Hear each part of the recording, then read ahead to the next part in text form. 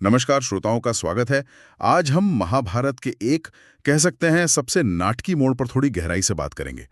कुरुक्षेत्र का मैदान है और महायोद्धा अर्जुन वो अचानक युद्ध करने से मना कर देते हैं। हमारे पास जो स्रोत हैं महाभारत अर्जुन का मोहभंग के कुछ अंश वो इस घटना को बड़े अच्छे से दिखाते हैं। हाँ, मतलब सिर्फ घटना ही नहीं बल्कि वो माहौल कैसा था, अर्जुन के मन में क्या चल रहा था, वो सब कुछ। बिल्कुल। तो आज हमारा मकसद यही है कि अर्जुन के इस मोह, इस दुख के पीछे कारण क्या थे, और फिर भगवान श्री कृष्ण ने जो पहली प्रतिक्रिया दी, जो थोड़ी चौंकाने वाली भी लगती है, उसको समझें। हाँ, तो चलिए शुरू करते हैं, इसे परत दर परत खोलते हैं। अच्छा, तो सबसे पहले वो सीन याद करने की कोशिश करते हैं। कुरुक्षेत्र, सोचिए वो विशाल मैदान। स्रोत बताते हैं कि धरती कांप रही है। हाँ, अनगिनत रथ चल रहे हैं, घोड़े दौड़ रहे हैं, धूल उड़ रही है। हाथियों की चिंगाड़ होगी, योद्धा चिल्ला रहे होंगे, शंख बज रहे होंगे, मतलब पूरा माहौल ही तनाव और शोर से भरा हुआ होगा। और सुबह का वक्त है, सूरज निकल रहा है, उसकी लाली फैली हुई है, जैसे आने वाले खून खराबे का संकेत दे रही हो। और वहां खड़ी हैं दो सेनाएं आमने सामने। एक तरफ कौरवों की सेना जिसमें भीष्म पितामह हैं, गुरु द्रोण हैं, कर्ण जैसे महारथी, बड़े बड़े नाम। और दूसरी तरफ पांडव, धृष्टद्युम्न सेनापति हैं, भीम नकुल सहदेव जैसे वीर और अर्जुन। हाँ, अर्जुन, जिनके धनुष का कोई मुकाबला नहीं। बस युद्ध शुरू होने ही वाला है, बिगुल बच चुका है। बिल्कुल। और ठीक इसी वक्त जब पहला तीर चलने ही वाला है, अर्जुन अपने सारथी भगवान श्री कृष्ण से कुछ ऐसा कहते हैं जो किसी ने सोचा नहीं होगा। वो कहते हैं, हे अच्युत, मेरा रथ को दोनों सेनाओं के ठीक बीच में ले चलिए। हाँ, कहते हैं, मुझे देखना है कि लड़ना किससे है, कौन कौन है जो मुझसे युद्ध करना चाहते हैं। ये थोड़ा अजीब नहीं लगता? मतलब युद्ध शुरू होने वाला है और योद्धा कह रहा है मुझे देखना है किससे लड़ना है। हाँ, यहीं से बात घूमनी शुरू होती है। और श्री कृष्ण का रोल देखिए, वो सिर्फ सारथी नहीं है, वो जानते हैं आगे क्या होने वाला है, फिर भी वो चुपचाप बिना कुछ कहे अर्जुन की बात मान लेते हैं, रथ को आगे बढ़ा देते हैं। मतलब वो अर्जुन को खुद अनुभव करने दे रहे हैं। बिल्कुल, ये एक तरह से आगे जो गीता का संवाद होगा उसकी तैयारी है, भूमिका बन रही है। तो श्री कृष्ण रथ को आगे बढ़ाते हैं, ठीक बीच में जहां दोनों सेनाओं के बीच खाली जगह है वहां लाकर खड़ा कर देते हैं। अर्जुन ऊपर देखते हैं कौरव सेना की तरफ, और जो वो देखते हैं वो उन्हें अंदर तक हिला देता है। क्या देखते हैं वो देखते हैं पितामह भीष्म को, जिन्होंने बचपन में खिलाया, पिता जैसा सम्मान दिया। गुरु द्रोणाचार्य, जिनसे धनुष चलाना सीखा, जिनके वो सबसे प्रिय शिष्य थे। और सिर्फ वही नहीं, बिल्कुल नहीं, उनके भाई, कौरव भाई, भतीजे, मामा, दोस्त, ससुर, पोते, मतलब वो सारे लोग जिनसे खून का रिश्ता है, प्यार का रिश्ता है, सम्मान का रिश्ता है, वो सब आज दुश्मन बनकर सामने खड़े हैं, हथियार लिए हुए। हाँ, उनसे लड़ने के लिए तैयार। ये कोई मामूली बात नहीं है। जरा सोचिए उस मानसिक स्थिति को, एक योद्धा जो पूरी तरह तैयार है लड़ने के लिए, महीनों से तैयारी कर रहा है, हाँ। और अचानक उसे रणभूमि के बीचों बीच अपने ही परिवार वाले, अपने ही प्रियजन तलवार की नोक पर नजर आते हैं। ये तो दिल दहला देने वाला सच है। बिल्कुल, ये कोई किताबी दुविधा नहीं है, ये असलियत है। और ये अर्जुन के अंदर कर्तव्य और मोह का एक भयानक तूफान खड़ा कर देता है। और इस तूफान का असर तुरंत दिखता है। स्रोत बताते हैं कि उनको देखकर अर्जुन का शरीर कांपने लगता है, रोंगटे खड़े हो जाते हैं। हाँ, मन में दुख और करुणा भर जाती है। हाँ। हाथ ढीले पड़ जाते हैं, इतने कि वो गांडीव धनुष जो उन्हें जान से भी प्यारा था, वो हाथ से फिसलने लगता है। मुंह सूख जाता है, शरीर में कंपकपी, पूरी तरह से नियंत्रण खो बैठते हैं। फिर वो एकदम टूटकर श्री कृष्ण से कहते हैं, हे कृष्ण, अपने इन लोगों को युद्ध के लिए तैयार देखकर मेरे हाथ पैर कांप रहे हैं, मेरा मन घूम रहा है, मैं खड़ा भी नहीं हो पा रहा हूं। हाँ, वो कहते हैं, हे केशव, मैं इनको मारकर क्या करूंगा? मुझे जीत नहीं चाहिए, मुझे राज्य नहीं चाहिए, मुझे सुख नहीं चाहिए। वो यहाँ तक कहते हैं कि जिनके लिए ये सब चाहिए होता है, राज्य, भोग, सुख, वो तो खुद ही यहाँ मरने मारने के लिए खड़े हैं। मैं इन्हें कैसे मारूं? भले ये मुझे मार दें, पर मैं इन्हें नहीं मार सकता। तीनों लोकों का राज मिले तब भी नहीं। अपने ही कुल को मारकर हम सुखी कैसे होंगे जनार्दन? इससे तो पाप लगेगा। और इतना कहकर अर्जुन एकदम शोक में डूब जाते हैं, धनुष बाण रख देते हैं और रथ के पिछले हिस्से में जाकर बैठ जाते हैं। बिल्कुल, युद्ध से पूरी तरह विमुख। यहाँ एक बात पर गौर करना जरूरी है, अर्जुन का तर्क किस आधार पर है? उनका सारा तर्क वो तात्कालिक भावनाओं पर है, अपनापन, मोह, रिश्ते टूटने का डर, इस पर। हाँ, वो ये नहीं सोच रहे कि धर्म क्या है, न्याय क्या है। या इस युद्ध का बड़ा मकसद क्या है। नहीं, वो सिर्फ वो दर्द देख रहे हैं जो उन्हें और उनके अपनों को होगा। सही बात है। और ये हमें सिखाता है कि जब हम बहुत ज्यादा भावनात्मक तनाव में होते हैं तो हमारा नजरिया अक्सर छोटा हो जाता है। हम सिर्फ अपना दुख सुख देखने लगते हैं। और वो हमें सही रास्ते से भटका सकता है। बिल्कुल। अच्छा, तो अर्जुन की ये हालत देखकर, उनका युद्ध से मुंह मोड़ लेना देखकर श्री कृष्ण क्या करते हैं?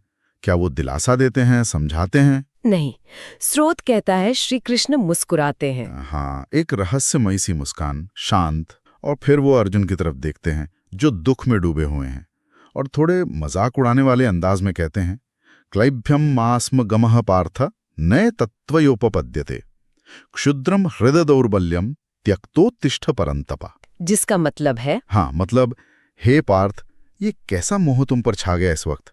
ये न तो श्रेष्ठ लोगों का काम है, न इससे स्वर्ग मिलेगा, न कीर्ति। इसलिए अर्जुन, कायर मत बनो, ये तुम्हें शोभा नहीं देता। हे परंतप, दिल की इस छोटी सी कमजोरी को छोड़ो और युद्ध के लिए खड़े हो जाओ। ये तो बहुत बहुत कठोर शब्द हैं, खासकर उस हालत में। हाँ, पहली बार सुनने में बहुत कठोर, यहाँ तक कि निष्ठुर भी लग सकता है, लेकिन इसके पीछे एक गहरा मनोवैज्ञानिक कारण है। देखिए, अर्जुन भावनाओं के दलदल में बुरी तरह फंसे हुए हैं। हाँ, श्री कृष्ण उन्हें प्यार से, सहानुभूति से पुचकार कर वहां से नहीं निकाल सकते। उन्हें एक झटका देना जरूरी है। अच्छा। ताकि अर्जुन अपनी भावनाओं के भंवर से बाहर निकले और असलियत को देखें। क्लैब्यम यानी नपुंसकता, कायरता, ये शब्द एक योद्धा के स्वाभिमान पर सीधी चोट है। हाँ, ये तो चुभने वाली बात है। बिल्कुल, ये उन्हें झकझोर कर याद दिलाने की कोशिश है कि तुम कौन हो, तुम्हारा कर्तव्य क्या है। एक तरह का कह सकते हैं शॉक ट्रीटमेंट है, ताकि सोचने की प्रक्रिया फिर से शुरू हो। जी। और श्री कृष्ण के इन कठोर शब्दों का असर होता भी है। हाँ अर्जुन सिर उठाते हैं, आंखों में अब भी दर्द है, उलझन है, हाँ पर अब वो अपनी दुविधा को और साफ तरीके से रखते हैं। हाँ, वो कहते हैं, हे मधुसूदन, मैं भीष्म और द्रोण जैसे पूज्य लोगों पर बाण कैसे चलाऊंगा, कैसे? इन गुरुजनों को मारकर जीने से तो अच्छा है कि मैं भीख मांगकर जी लूं। वो ये भी कहते हैं कि हमें तो ये भी नहीं पता कि हमारे लिए क्या अच्छा है, जीतना या हारना।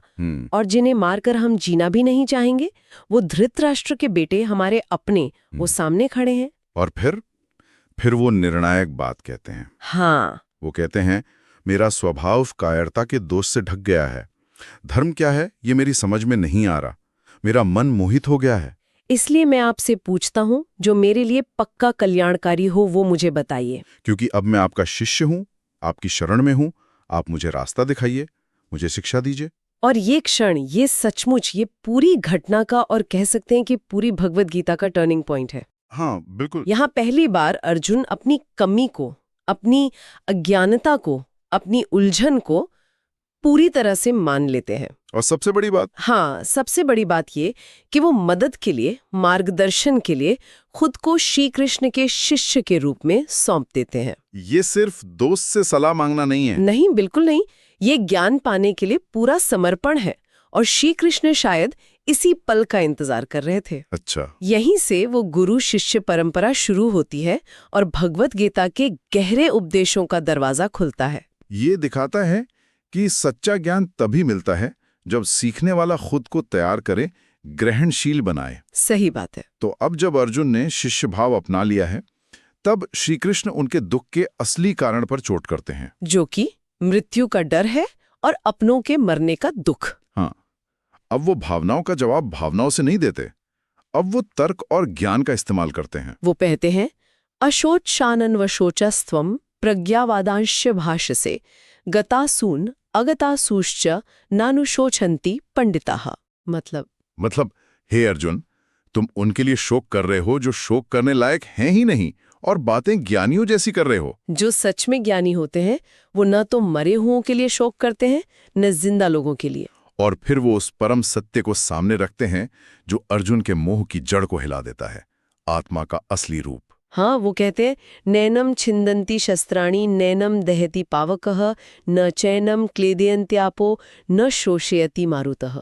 जिसका अर्थ है, इस आत्मा को न हथियार काट सकते हैं, न आग जला सकती है, न पानी भिगो सकता है, न हवा सुखा सकती है। आत्मा अजर अमर है। बिल्कुल।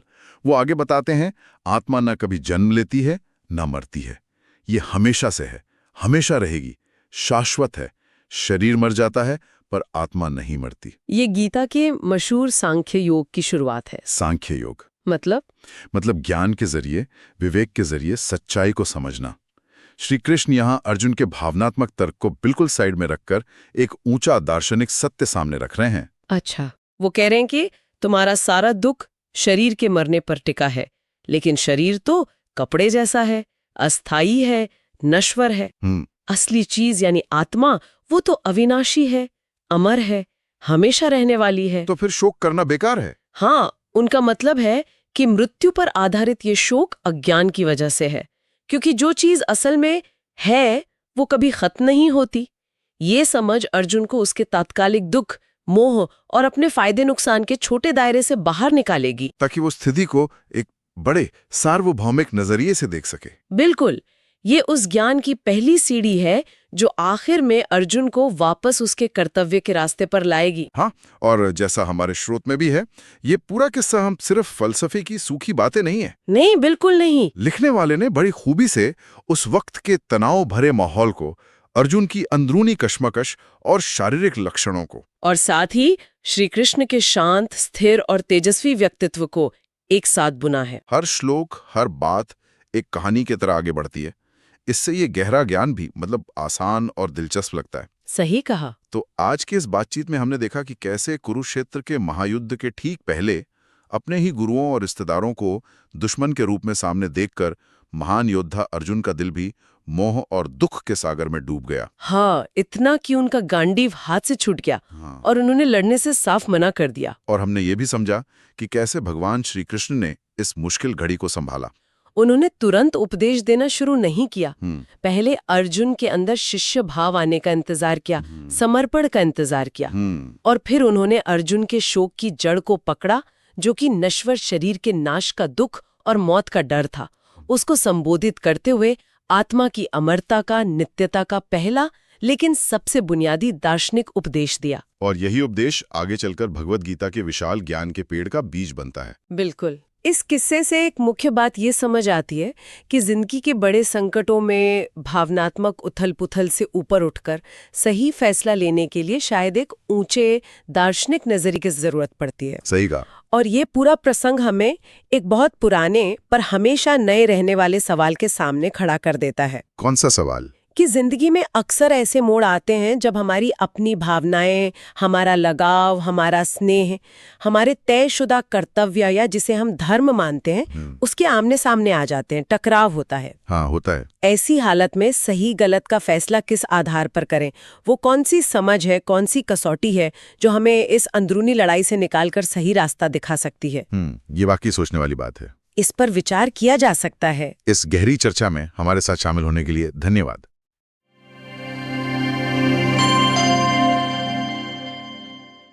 अगर आपको यह वीडियो पसंद आई हो तो कृपया चैनल को सब्सक्राइब करें, वीडियो को लाइक करें और अपने विचार कमेंट में जरूर साझा करें। आपका सहयोग हमें और भी अच्छा कंटेंट बनाने की प्रेरणा देता है।